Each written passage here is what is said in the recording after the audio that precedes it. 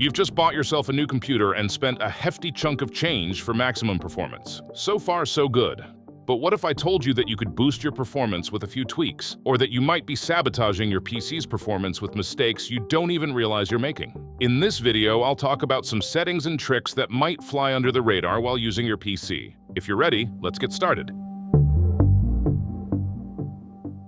The advice I'm going to give here will be a bit basic so that everyone can follow along, but it will still be highly effective. To make it easier to understand, I'll proceed step by step, assuming you've just bought your computer. Now, let's start with the first tip. 1. Should you pick Windows 10 or 11? From many angles, Windows 11 looks like the more logical option. However, it has some serious issues of its own, so it's quite normal if you want to stay on Windows 10. Microsoft announced that Windows 10 won't receive security updates as of October 14, 2025. Plus, the fact that Windows 10 is now an aging OS brings some technical rough edges with it. That said, even though it might seem a bit complex at first glance, Windows 11 brought many user interface improvements. Taking all this into account, choosing Windows 11 seems like the most logical decision.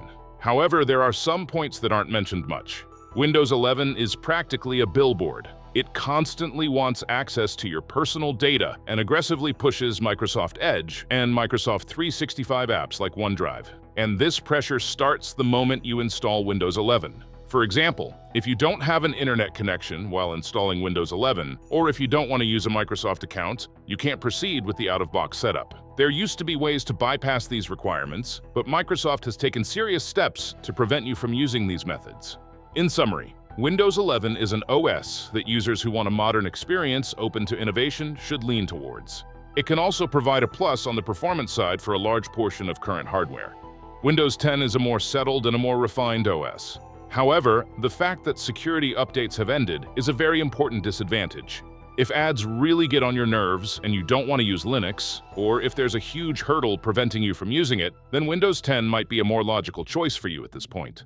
I personally use Windows 10 and I'm happy with it, but the choice here is yours. If you want to use Windows 10, you have to accept the risk of being unprotected against various security vulnerabilities. If you are doing critical work like business or online banking on your computer, I can say using Windows 11 or switching to Linux is a must. Now, next up is the most effective of these tactics.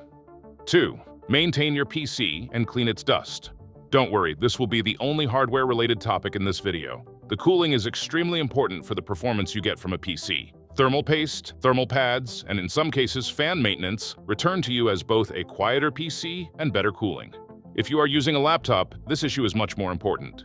Dust cleaning is something everyone tells you to do, but most of us procrastinate on. This includes me. The reason is simple: laziness. We all know dust maintenance is vital for laptops. However, the difference it creates in desktop PCs can be seriously underestimated because it doesn't carry the same importance as in laptops. After maintenance is done, fan RPMs drop, which directly means a quieter build.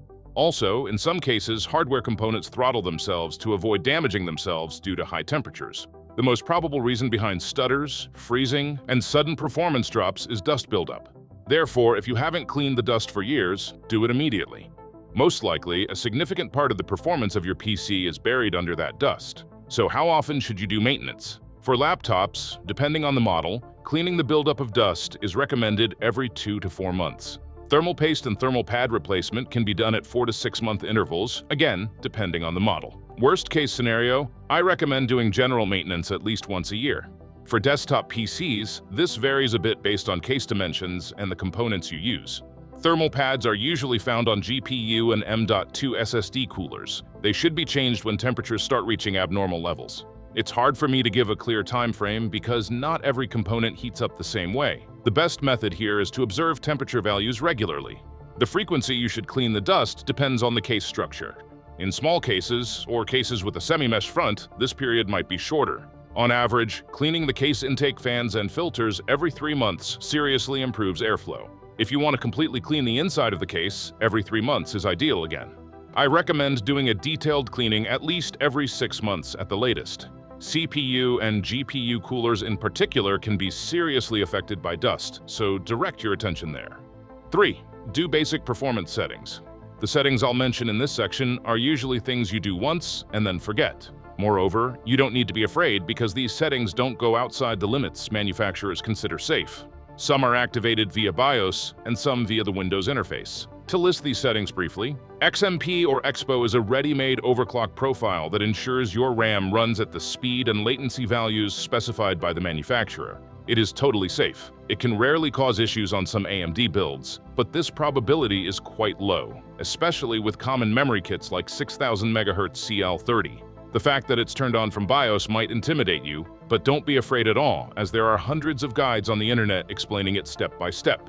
Resolution and monitor hertz value is perhaps one of the most frequently made and funniest mistakes. Even though it can be changed with a few clicks in Windows settings, since Windows doesn't set this automatically, there are too many people using a 144 Hz or 165 Hz monitor at 60 Hz for years.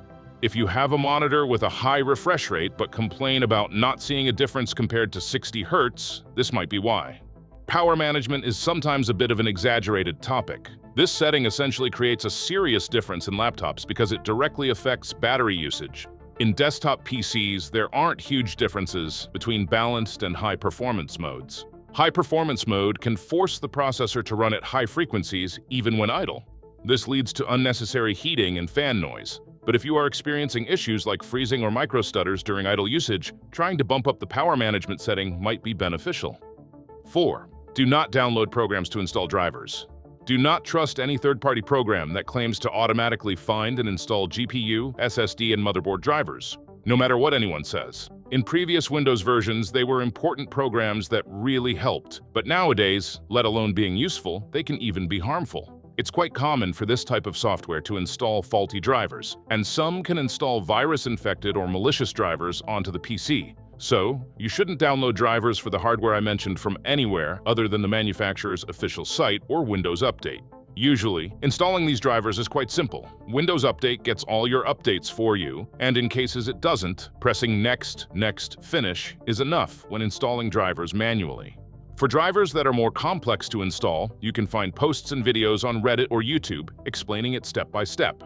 The good news is that most brands have switched to their own official management apps. Through software like ASUS Armory Crate, for example, you can safely and easily download recommended and up-to-date drivers for your PC. Next, I have a piece of advice that might really come in handy in this period where RAM prices have gone off the rails. 5. Check your startup apps. This might sound very basic, but its impact is truly huge. Every time the computer turns on, many apps running in the background automatically kick in. Among these are apps Microsoft installs with the OS, as well as third-party software like Discord, Steam, and Epic Games Launcher. Disabling apps you don't use from here has a very positive effect on RAM usage. In fact, if there is an app you never use, completely removing it is the cleanest solution. This way, you can save on RAM usage, shorten the boot time, decrease the background load, and make the PC run more fluently. If you don't know the reason for the RAM price increase I just mentioned, you can watch the video where I explain this topic on my channel after this video ends. 6. Reduce Windows cosmetics. These settings generally make a more distinct difference on low-end PCs. However, with the right adjustments, you can increase not just performance, but also daily usage speed. Blur, shadows, and similar visual effects place an unnecessary load on the PC, especially if you're using a PC with low-end hardware. Turning off these effects will be quite beneficial in terms of performance. As for animations, turning them off is like hitting two birds with one stone, because they both consume unnecessary resources and slow down usage speed. For example, you want to minimize a window. After clicking the icon, you wait for that animation to finish. If you turn off these animations, the OS behaves much more responsively, and that waiting time completely disappears. Especially if you switch between pages with Alt-Tab, you will feel the difference much more clearly after turning off the animations. 7. Antivirus usage. This topic is one of the topics where there is the most difference of opinion among users. The main purpose of antivirus programs is to protect the computer from malicious software. It warns you if there are viruses on sites you visit or programs you run, cleans if there is an existing threat on the PC, and creates an extra security layer. However, while doing this, they use PC resources and often ask for access to personal data.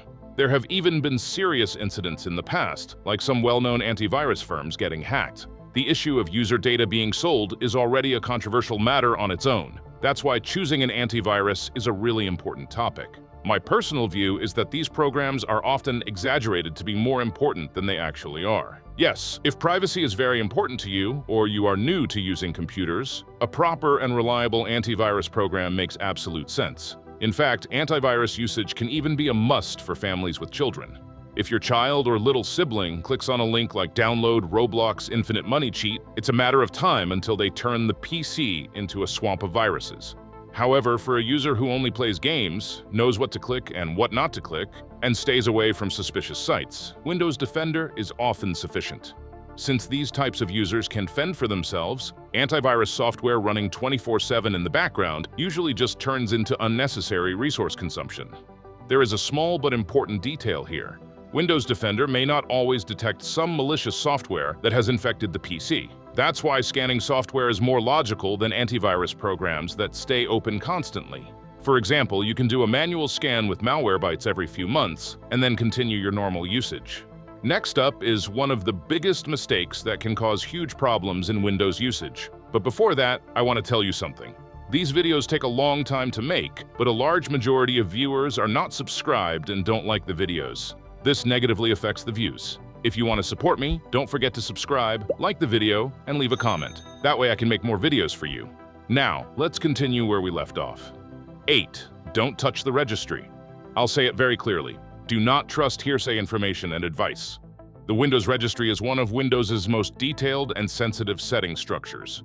Instead of a simple interface like on or off like in settings, you see a structure full of seemingly meaningless folders, complex keys, and technical naming conventions. If you don't know what you're doing, steer clear from here. Tinkering with the finest settings of an OS like Windows, which can sometimes cause problems even in normal usage, can lead to much more serious problems. If you don't know what you are doing and your goal is to increase performance, stay absolutely away from the registry. A possible small performance boost you might gain here is worth nothing compared to the problems you might experience. 9. Clean unnecessary files. This process is practically like spring cleaning for the computer. Cleaning out apps you don't use, unnecessary folders, and junk files accumulating on the PC is quite beneficial. This cleaning sometimes gains you storage space and sometimes reduces RAM usage. I can say it's ideal to clean every 3 to 6 months, depending on how frequently you use the computer. A few basic suggestions regarding files that can be deleted are these. The temp folder and %temp% folder, as the name suggests, contain temporary files. Windows's temporary OS files are in the former, and apps' temporary files are in the latter. You can safely delete the files inside these folders. The prefetch folder works a bit differently. Prefetch aims to shorten the time it takes to launch a program by predicting and preparing the data the program will need as it's starting up. The more programs you use, the faster this folder fills up. If you haven't cleaned this folder for a very long time and constantly use many different programs, cleaning its contents might be beneficial. Data belonging to apps you no longer use can consume resources unnecessarily and slow down the PC from time to time. However, deleting it too frequently is not recommended either, because this folder houses the files needed for programs to open quickly. After the first cleaning, you might feel an increase in RAM usage and a slight sluggishness for a short time. The reason for this is that the OS has to recreate this data. Depending on your usage habits, doing a prefetch cleaning approximately every 6 months is sufficient. 10. Do a clean install every few years. If you know how to perform a clean install, you definitely shouldn't skip this, because using the same Windows installation for many long years without doing a clean install is one of the biggest disservices you can do to your PC. Update residual files, junk files accumulating over time, and leftovers the OS cannot access pile up over the years. This accumulation can cause both general PC slowdowns and cause you to encounter seemingly meaningless errors. That's why, even if your build is working without issues, I can say that doing a clean install every 2 to 3 years is usually the healthiest solution. This way, you can practically reset your computer in terms of both performance and stability. Just make sure to back up your files beforehand. And with that, we wrap up our tips that can help you get extra performance from your build and prevent performance loss. So, which of these methods is your favorite, and how big of a difference did these tips make for you? Don't hesitate to share your views in the comments. If you liked the video, don't forget to hit the like button. If not, feel free to dislike it. Stay mysterious until the next video. Take care, and bye.